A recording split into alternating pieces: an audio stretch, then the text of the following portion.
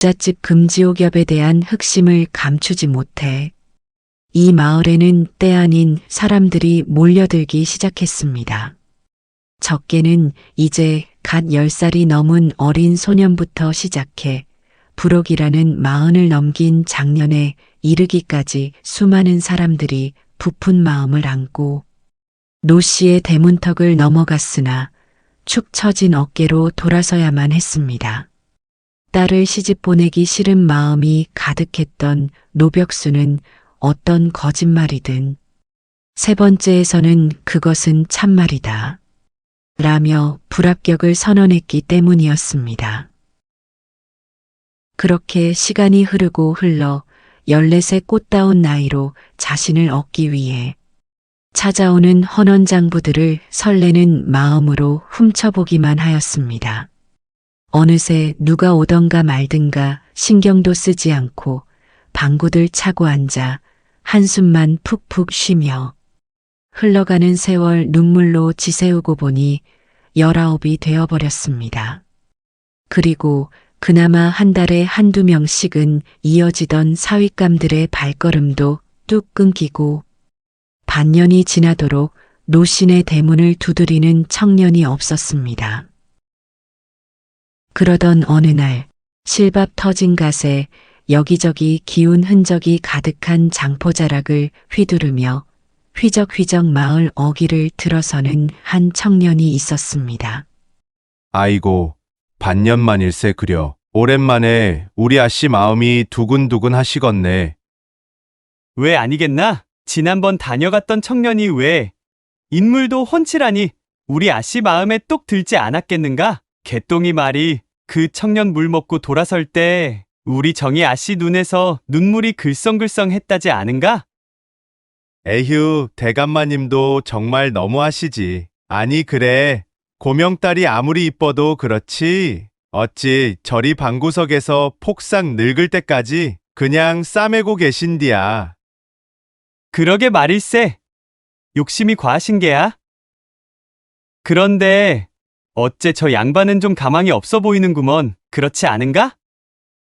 그렇구먼. 지난번 그 양주 청년이 정말 괜찮았는데 저 청년은 행색부터가 탈락일 게 뻔하구먼.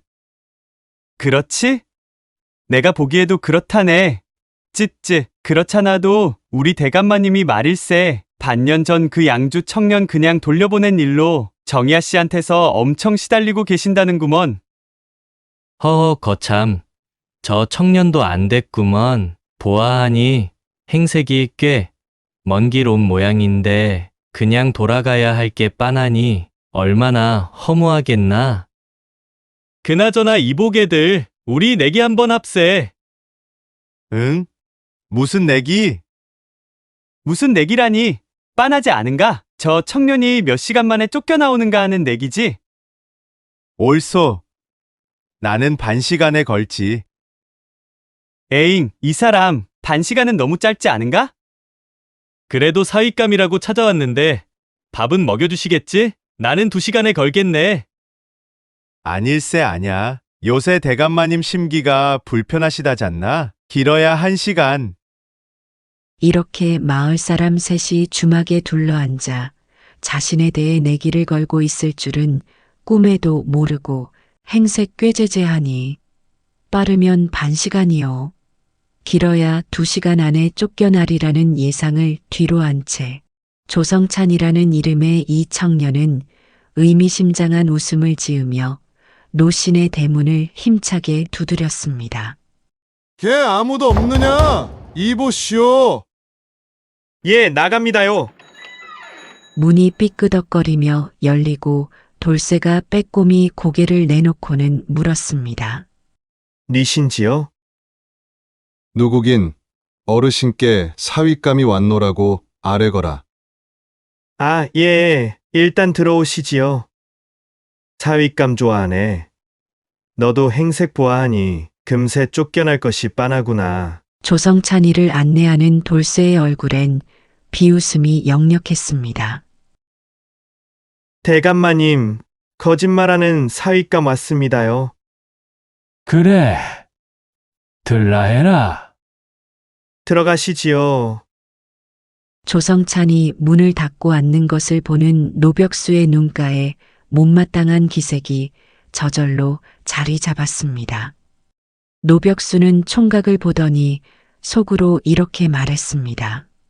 아니, 아무리 그래도 장인이 될지도 모르는 얘게 첫 대면에 복장이 저게 뭔고? 쨌든 내 이놈, 너는 그냥 쫓아내도 정의가 아무 말도 안 하겠구나. 에휴, 그것이 나이가 차더니 영 드세져서 지난번 양주 녀석 돌려보낸 일로 아직도 화를 풀지 않아. 요번에도 그러면 어찌할까 걱정했는데 넌 걱정 안 해도 되겠다. 이놈아. 이윽고 노벽수는 총각에게 말을 걸었습니다. 그래, 거짓말은 준비해 왔는가? 물론입니다, 어르신. 그럼 시작해 보게나. 첫 번째는 이러합니다. 저희 집에 작은 개가 한 마리 있는데 그 녀석이 멍멍 하고 짖는 것이 아니라 야옹하고 운답니다. 에라, 이 사람아, 그런 거짓말이 어디 있는가? 아무렴 개가 고양이처럼 야옹하고 울겠나? 하하하, 그러게나 말입니다. 허허, 좋네. 그럼 두 번째는 무엇인가? 두 번째는 이러합니다. 오늘 아침 제가 길을 나서는데 앞마당에 까치 한 마리가 내려앉지 뭡니까? 그래서 오늘 일이 잘 풀리려나 보구나 하고 생각하는데 아니 그놈이 짹짹짹짹 하고 울지 뭡니까? 허허, 거짓말이세 그려. 그 사람 별 거짓말을 다 하네. 싱겁구만. 그래, 세 번째도 이어서 내보게나. 어르신, 그나저나 듣자 허니 어르신께서는 세 번째 거짓말에서는 어떤 것도 참말이라고 하신다면서요? 이 사람 어찌 그러하겠는가. 거짓을 고하면 거짓이라 할 터이니 걱정 말고 말하시게. 좋습니다. 그럼 한번 들어보시지요. 저희 할아버님께서 소실적에 금강산에 구경을 갔다가 거기다 박을 하나 심었는데 그 박이 세 통이나 열렸습니다. 그 박이 어찌 큰지 그 박을 뒤웅박을 파 가지고서 그 안에다 쌀을 부니까 쌀이 끊임없이 들어갔답니다. 뒤웅박 하나에 쌀 3,000석을 넣어서 그것을 금강산에서 굴렸는데 그것이 어르신 댁으로 굴러 들어가서 예전 어르신 할아버지께서 받으셨던 일이 있답니다. 뭐야? 조성찬의 말을 들은 노벽수는 잠시 생각에 빠졌습니다. 허허, 이 일을 어쩐다. 이게 참말이라고 하자니 그 3,000석을 이자 쳐서 달라고 할 것이 아닌가? 어찌할꼬? 어르신, 제 말이 참말입니까? 거짓말입니까? 잠시 기다려 보시게나. 여보아라, 걔 아무도 없느냐? 예, 불러 계시옵니까? 돌수에 너 가서 정이 좀 불러오거라. 그리고 이보게, 그러고 보니 자네 이름도 아직 묻지 않았네 그려. 예, 어르신, 조성찬이라고 하옵니다. 아버님 성함은 어찌 되시는가? 예, 당년에 예조판서로 계시는 조자, 함자, 양자 쓰시는 분이십니다. 아, 예판대감스라에 아주 똑 떨어지는 자제분이 계시다더니 자네가 그이었네 그려. 그때 딸 정희가 방으로 들어왔습니다. 아버님, 저 정희입니다. 그래, 들어오너라. 내 너까지 이 자리에 부른 것은 다름이 아니고 여기 이 청년선 좀 보거라. 노대감은 딸 정희에게 청년의 관상을 보게 하였습니다. 이보게, 내 여식이 그간 제 짝을 못 만나 여태 내스라에 있긴 했으나 그간 배운 게 많아. 관상도 조금 볼 줄 안다네. 네, 그러십니까? 딸 정희는 아버지 행동이 의아해서 속으로 생각했습니다. 아니, 아버지가 어쩐 일이시지? 지금까지 선을 보라고 부르신 적은 한 번도 없으셨는데, 이분이 어떤 거짓을 고하셨던 걸까? 어떠냐? 청년분 인상이 좋으냐? 눈에 총기가 가득하시니 현명하신 분인 듯 싶습니다. 그러하냐? 정이야. 이분 청년께서 내게 거짓을 하나 고하셨는데 말이다. 내 증조부께서 이분 할아버님께 쌀을 3천석을 뒤용박에 담아 보내셨다는구나. 딸 정희는 속으로 이렇게 생각했습니다. 그래서 이리 고민하시는 게로군. 저 말을 참말이라 하면 3천석을 고스란히 내주어야 할 판이신 게야. 그나저나 참으로 영리하신 분이로구나.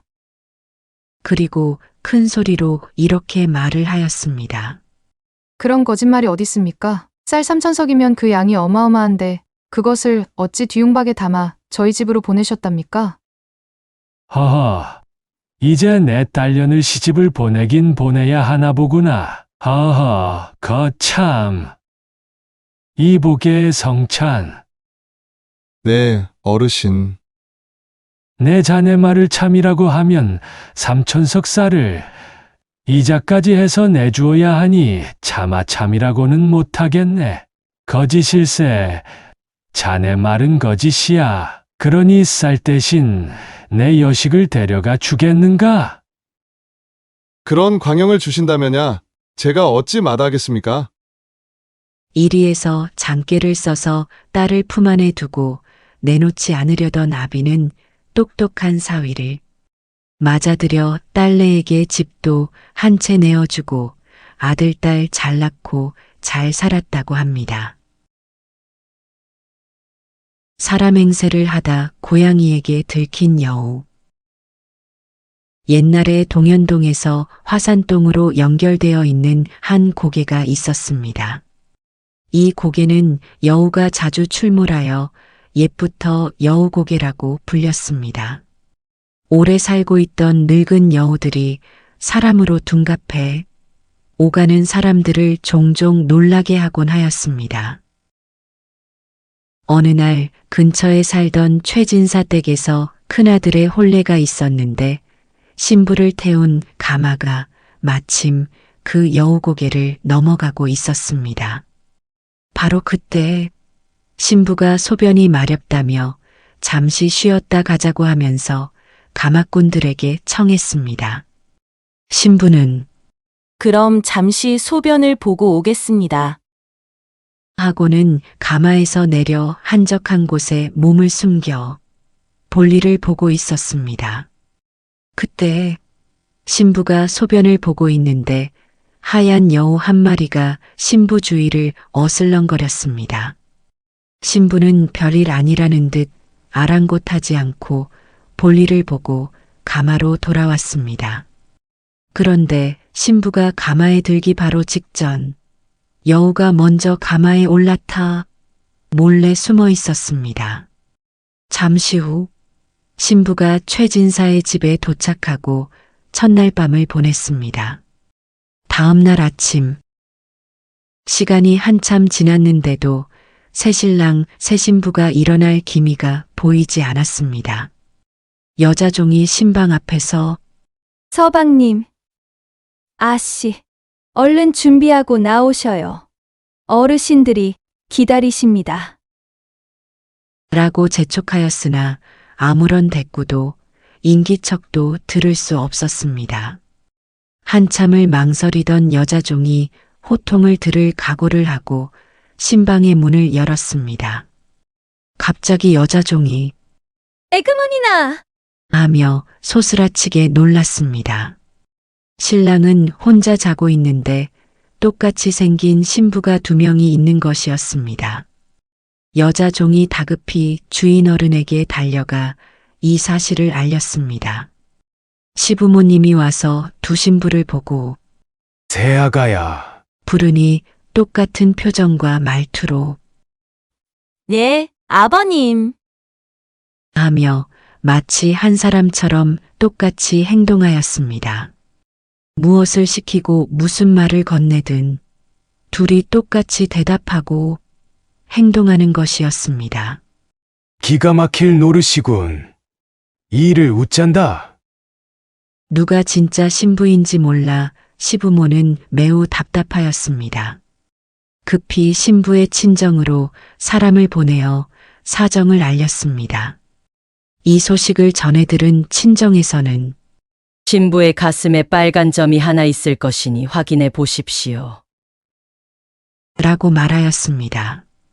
이 말을 전해 들은 시어머니가 두 신부의 가슴을 확인하였는데 둘 다 빨간 점이 있었습니다. 정말이지 알쏭달쏭하여 도무지 분간할 수가 없었습니다. 모든 게 너무 똑같고 얼굴의 작은 흉터까지 다 똑같았습니다. 최진사 집의 신부가 둘이라는 소문이 퍼지자 동네 여인들이 구경하기 위해 몰려들었습니다. 다들 두 신부의 말과 행동이 마냥 신기할 뿐이었습니다. 우매 어쩐다야? 누가 진짜 신부지? 그중 한 아낙네는 신부가 여우 고개를 넘어온 것을 알고는 여우의 장난임을 짐작하였습니다. 여우의 짓인 것 같으니 고양이를 구해와서 신부 앞에 놔봅시다. 라고 하였습니다.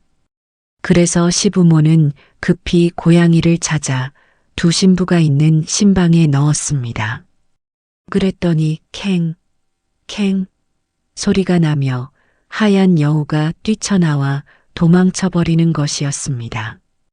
고양이가 여우의 꼬리를 알아보고 사람으로 둔갑한 여우에게 덤벼 쫓아낸 것이었습니다. 이렇게 해서 진짜 신부를 찾을 수 있었습니다. 이 일이 있고 나서 마을에서는 여우 고개를 넘어갈 때는 절대 혼자 가지 말라고 신신당부를 하였습니다. 하늘도 감동한 슬픈 사랑 이야기. 명나라 헌종 때 남양 땅에 양현이라는 사람이 살고 있었습니다. 그는 대대로 높은 벼슬을 해온 명문가의 자제였고 스스로도 어린 나이에 과거에 급제하여 이부상서까지 오른 인물이었습니다. 양현은 성품이 너그럽고 고결했으며 늘 겸손한 자세로 임했습니다. 주위 사람들에게도 예의를 다하여 존경을 받았고 충성심이 깊어 임금의 각별한 은총을 받았습니다. 그는 부귀영화를 모두 갖춘 명나라에서 가장 행복한 사람이라 불릴 정도로 남부러울 것이 없는 인물이었습니다. 그의 부인 왕씨 또한 뛰어난 학식과 도덕을 갖춘 인자한 여인이었습니다. 그러나 단 하나 부부에게는 아이가 없었습니다. 자식이 없는 비애와 불행은 누구도 상상할 수 없는 것이었습니다. 더구나 점점 나이가 들어 50에 가깝고 보니 그 안타까움은 더했습니다. 그래서 부부는 한 점 혈육을 얻으려는 마음으로 밤낮으로 천지신명께 기도를 올렸습니다. 그러던 어느 날 양현 부부는 이상한 꿈을 꾸었습니다. 이상한 세계에서 한 동자를 만났는데 그 동자가 양현 앞으로 오더니 자신은 천상의 선동인데 죄를 지어 인간 세상으로 내려오게 되었으며 갈 곳이 없어서 방황하다가 이곳까지 오게 되었다는 이야기를 하는 것이었습니다. 그 꿈을 꾼 후로 마침내 부부가 아기를 갖게 되었고 10달 후 부인은 선녀들의 도움을 받아 무사히 아들을 낳게 되었습니다. 아들을 얻은 양형 부부의 기쁨은 이로 말할 수 없었습니다. 그리고 양현의 아들 이름을 삼백이라고 지었습니다. 삼백은 비범한 아이였습니다. 또래보다 크고 영특했으며 병 한 번 앓지 않고 무럭무럭 자랐습니다. 14살이 되자 학문에 정진하기 위해 삼백은 운양사라는 절로 떠났습니다. 그런데 삼백은 절 앞에서 자신처럼 공부하러 오는 한 청년을 만났습니다. 둘은 마음이 서로 통해 좋은 친구가 되었고 그 청년의 집안도 양삼백과 비슷해 아버지 또한 벼슬을 했다는 사실을 알았습니다. 양삼백과 청년은 공부하기에 너무나 좋은 환경 속에서 학업에 정진했습니다. 그러면서 어느덧 3년이라는 세월이 흘렀습니다. 그런데 그 세월 동안 삼백을 궁금하게 하는 한 가지가 있었습니다. 바로 그 청년이 혹시 여자가 아닐까 하는 점이었습니다. 평소에 청년의 태도라든지 아름다운 얼굴 모습이 아무리 보아도 여자의 모습이었기 때문이었습니다. 그래서 양삼백은 청년의 비밀을 밝혀내기로 생각했습니다. 그날 밤 같은 방에서 지내던 양삼백과 청년은 그날도 함께 잠자리에 들었습니다. 청년이 잠든 것을 확인 후 양삼백은 청년의 옆으로 다가갔습니다. 근데 이상하게 청년의 몸에서 야릇한 여자의 냄새가 나는 것이었습니다. 하지만 금세 눈치를 챈 청년이 벌떡 일어나더니 무슨 일이냐며 따지는 바람에 끝내 비밀은 캐내지 못했습니다. 그러다가 또 며칠 후 양삼백은 청년이 자고 있을 때 다시 같은 시도를 했습니다. 청년의 이불 속으로 자기 몸을 바짝 붙이고 청년의 가슴을 더듬었습니다. 순간 양삼백은 소리를 지를 뻔하였습니다. 청년은 바로 남자가 아닌 여자였던 것이었습니다. 순간 놀란 청년은 잠에서 깨어났고 욕정을 이기지 못한 양삼백이 함께 밤을 보내자고 요구하였습니다. 하지만 청년은 흥분한 양삼백을 진정시키고 자초지종을 이야기하였습니다. 청년의 원래 이름은 순례인데 여기서 공부를 다 마치고 훗날 부모님께 알리고 정식으로 혼례를 치르자고 말하였습니다. 양삼백은 그 약속을 믿고 다시 잠자리에 들었습니다. 다음 날 아침 순례는 이미 떠나버렸고 양삼백은 그날부터 공부는 뒤로 하고 순례만을 생각하며 괴로운 나날을 보냈습니다. 그리고 2달 후 양삼백은 순례를 찾아 나서기 위해 절을 떠나버렸습니다. 평강의 순례의 집에 당도한 것은 길을 떠난 뒤 여러 날이 지나서였습니다. 순례의 집은 매우 크고 으리으리한 집이었습니다. 양삼백은 하인들에게 자신의 신분을 밝히고 순례를 만나게 해달라고 청했습니다. 그러나 하인들은 냉랭하게 삼백을 대했습니다. 알고 보니 그날은 순례가 혼례를 치르기 불과 며칠 전이었던 것이었습니다. 신랑은 성주 땅에 있는 심천이라는 이름난 재상의 외아들이었습니다. 혼례만 올리면 순례의 부귀와 영화로운 삶은 보장된 것이었습니다. 그러나 순례는 양삼백을 잊지 못했기 때문에 아버지께 혼례를 올리지 못한다고 말했지만 소용이 없었습니다. 그렇게 눈물의 세월을 보내고 있을 때 양삼백이 자신을 찾아왔다는 소식을 듣게 되었습니다. 동네 근처에서 다시 만난 두 사람은 서로의 품으로 달려들어 눈물을 흘렸습니다. 서로가 서로를 얼마나 원하고 사랑하는지 다시 깨닫게 되었습니다. 그러나 모든 것이 소용없는 일이었습니다. 몰래 만나 잠시 동안의 회한을 나눈 두 사람은 누가 보기 전에 헤어질 수밖에 없었습니다. 두 사람은 죽어서 다시 만나기로 하고 눈물로 이별하였습니다. 집으로 돌아온 양삼백은 자신을 반기는 부모님의 기쁨도 뒤로 한 채 그날부터 알아눕기 시작했습니다. 아들로부터 자초지종을 들은 양현과 왕씨는 길게 한숨을 내쉬었습니다. 잠시 후 아버지 양현은 아들이 너무 불쌍해 직접 순례의 집을 찾아가기로 했습니다. 아들과의 혼담을 이루어내려는 생각이었던 것이었습니다. 그러나 양현이 찾아간 그날은 마침 순례가 혼례를 치른 날이었습니다. 집으로 돌아온 양현은 돌아와 아들에게 너희들은 이미 인연이 아니니 더 이상 부모의 간장을 태우지 말고 몸을 추스리거라. 그러나 양삼백은 순례를 잊지 못하여 스스로 감기지 않는 눈을 억지로 감아버렸습니다. 한편 순례는 오직 양삼백을 남편으로 모시려는 결심으로 신랑이 옆에 오는 것도 꾀를 내어 피하며 살았습니다. 그러다가 어느 날 순례는 신랑을 따라 시댁으로 들어가는 길이었습니다. 부모님께는 다시는 만나 뵙지 못할 것이라는 말을 남겼습니다. 언제든지 기회만 되면 죽음으로써 정조를 지키려는 마음을 가지고 있었기 때문이었습니다. 그렇게 한참 길을 가던 중 순례는 양삼백이 그녀에게 남긴 마지막 편지를 들고 온 노복을 만나게 되었습니다. 자신을 향한 처절한 그리움을 견디지 못하고 세상을 떠난 양삼백의 편지를 읽으며 그녀는 한없는 눈물을 흘렸습니다. 그리고는 양삼백의 무덤으로 달려가 그 앞에 쓰러져서 목 놓아 울기 시작했습니다. 그런 신부의 모습을 보는 신랑은 화가 났지만 신부는 막무가내였습니다. 순례는 삼백의 무덤 앞에서 제사를 지내기 시작했습니다. 바로 그때 이상한 일이 일어났습니다.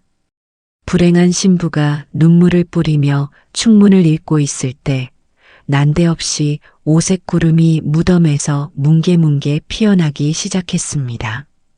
그러자 순간 무덤 꼭대기에서 한 가닥 찬란한 무지개가 비쳐 올라왔습니다. 그러더니 벼랑간 쿵하고 천지가 흔들리더니 삼백의 무덤이 쫙 갈라져 버리는 것이었습니다.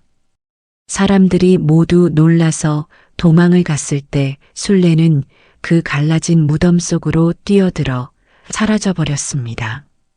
이 광경을 보고 놀란 신랑이 신부를 붙잡으려고 했지만 이미 무덤은 언제 그랬냐는 듯이 본래 모습을 하고 있었습니다. 며칠 후 졸지에 새 신부를 잃은 신랑은 질투를 이기지 못해 다시 그 무덤을 찾았습니다. 무덤은 칡덩굴로 덮여 있었습니다. 신랑은 하인을 시켜 칡덩굴을 잘라내고 무덤을 파헤치기 시작했습니다. 두 사람의 시체는 서로 끌어안고 있었습니다.